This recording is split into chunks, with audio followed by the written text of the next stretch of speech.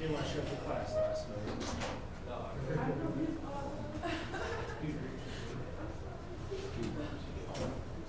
So if we could go to the regular note sheet where it said checkbook register. So it's the back side of the kind of regular note sheet.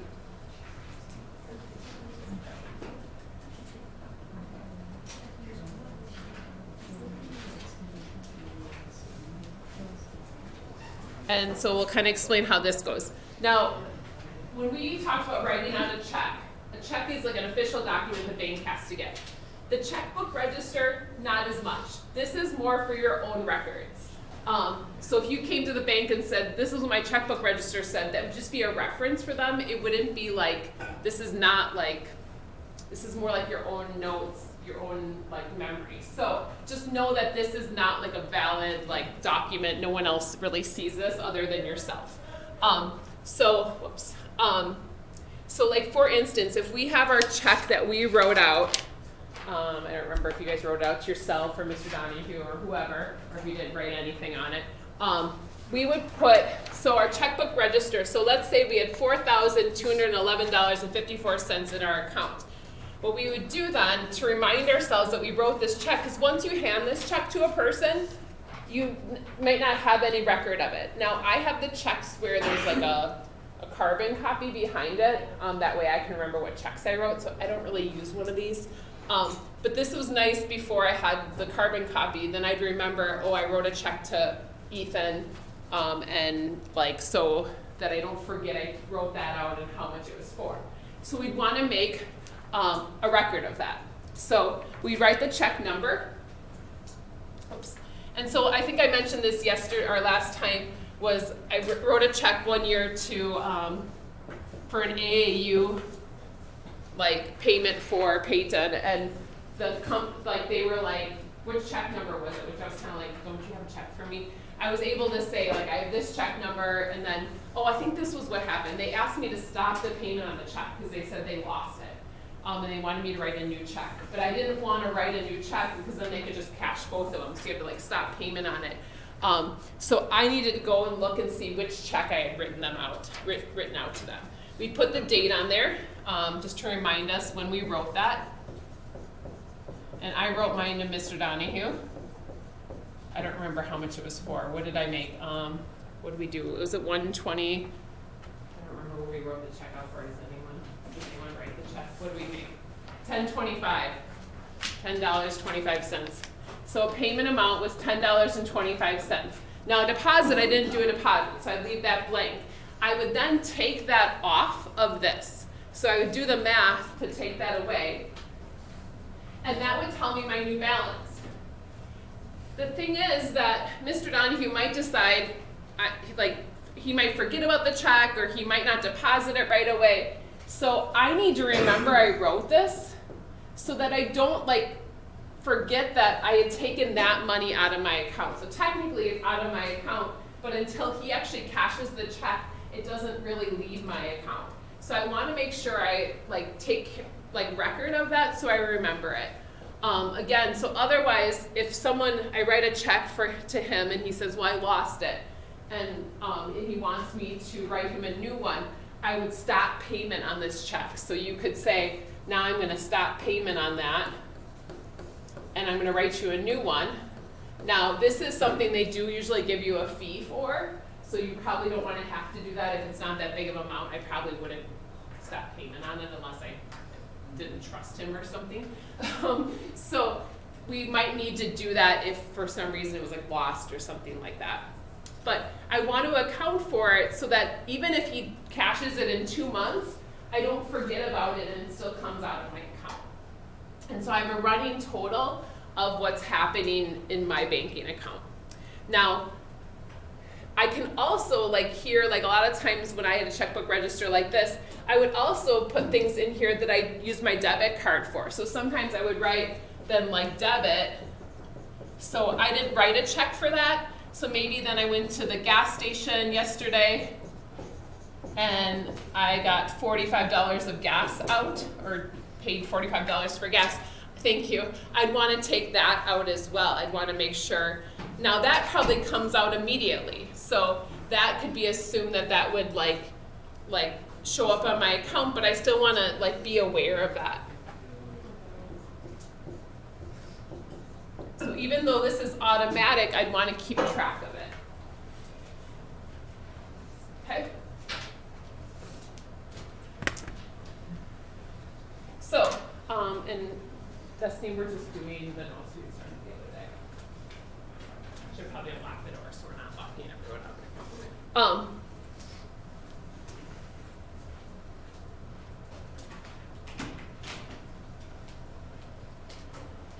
Because not keeping track of stuff that can get you in a lot of trouble. You could end up overdrafting your account, which means that you spend more than you have.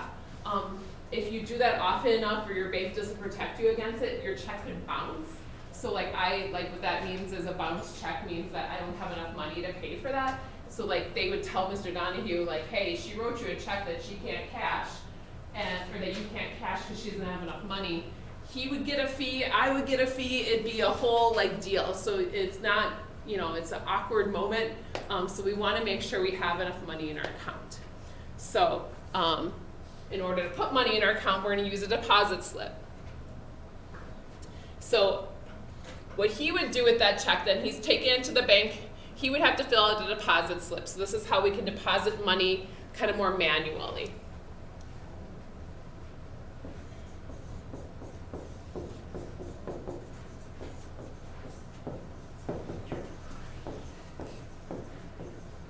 So maybe like when you guys have a graduation party later this year, in a year or so, your grandma is going to write you a check, and you need to take that check and go deposit it at your account. So in order to deposit that, you need to fill out a deposit ticket. Probably there are obviously different versions of them. We're going to look at one. And so we'll talk about that. Now, when I get paid from school, I don't have to fill out a deposit ticket. It automatically goes in my account. The only time I do this is when I get a check from somewhere. So I don't do that very often because most of the money I earn just goes straight into my account.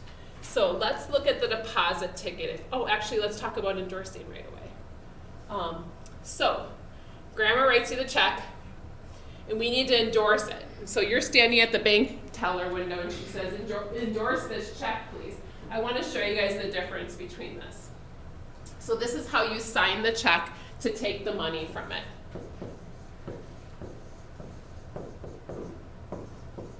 So again, if Mr. Donahue wanted to cash this check from me, he would endorse it. Most of the time, a lot of the times checks, so what they're trying to show is they flip this over. So if you flip the check over, a lot of times there's a little line, there's a little space on the checkbook the check that shows this.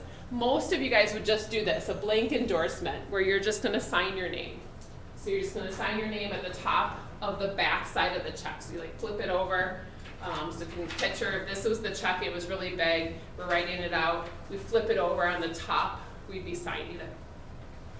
There are some other ones that you can do, is if you only want to deposit only, that would be maybe something if you were depositing checks for your business account, or I sent Danny to deposit a check for me. I want to make sure he's not going to try and rip me off. I'm making him deposit it only. But you can also take your check and you can sign it over to someone. So it's almost like a check within a check. I could say I'm going to take this check from Grandma and I'm going to sign it over to Danny now, and I'm going to say pay to the owner, Danny Becker, and he now has that check that he could have. So that's what it says here, is pay to the order of, so you can actually sign it over to somebody else. So probably not likely you would do that very often. I used to do this with my mom when I was in high school before I had a checking account. I remember signing checks over to her, and so that she could cash them for me. So you have to sign it. This is something you want to probably do in front of the bank teller, because if you lose that, it's possible someone right underneath could sign it over to themselves. I think they would be suspicious of that, but I'd probably do that right in front of them. So we endorse it, and then let's go to our deposit ticket. So, sorry, this isn't super organized. We're gonna go to the deposit ticket. So this is on the other side of the check sheet. So let me get that out for you.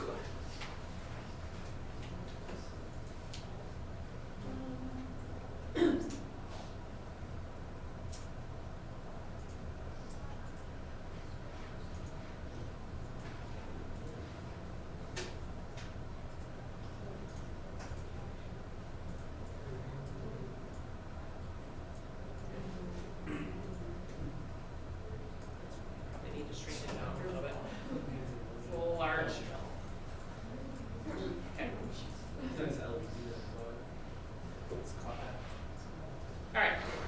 So deposit ticket, like I have about 4 or 5 of these on the back of my checks. Like, so at the end of my checkbook, I have a bunch of these. Your bank also has blank ones if you went in there. So if you don't have a deposit ticket, you can walk into your bank and it would have like some blank ones for you to fill out. If you have one that's associated, that's specific to you, it'd have your information on it. So this is your address and your account, or like, so it'd be the bank, but then also your address.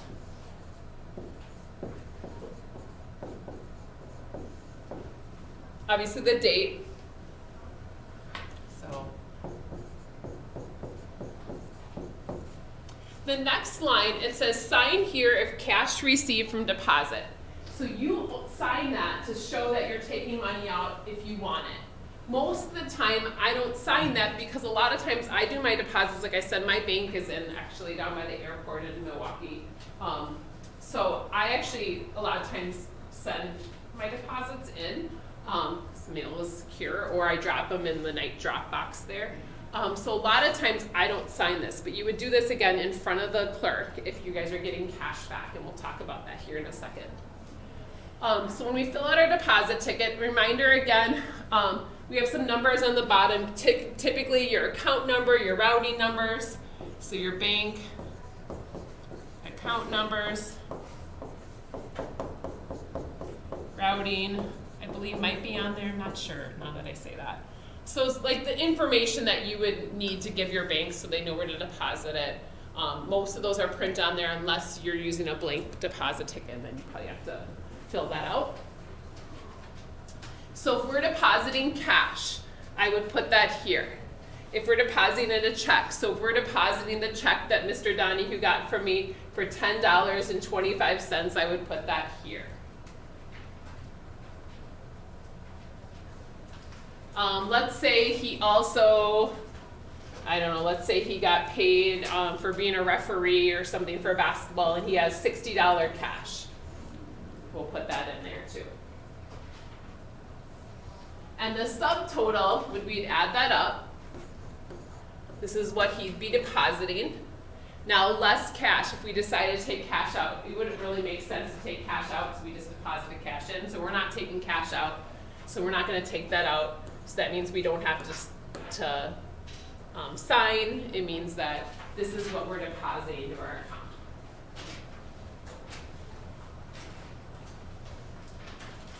So the last thing I want to show you guys is I want to put this back on our check register. So, and this is, I mean, like I said, I probably should have just well, it was fine. We didn't push through and do this for notes. We're going to have a lot of time to get stuff done because homework's not very long either, but that's okay. We're going to go back to the check register. So if you guys can flip back to that. So we're back on this. Now this doesn't make a ton of sense because, like I said, that we wrote a check, now we're depositing this information, but we'll just pretend. I mean, we're married, so maybe, I don't know why I've written on the check though. Now at this point, we're going to talk about that deposit. So we're going to deposit the $70.25. So remember, a deposit is positive, payments are negative.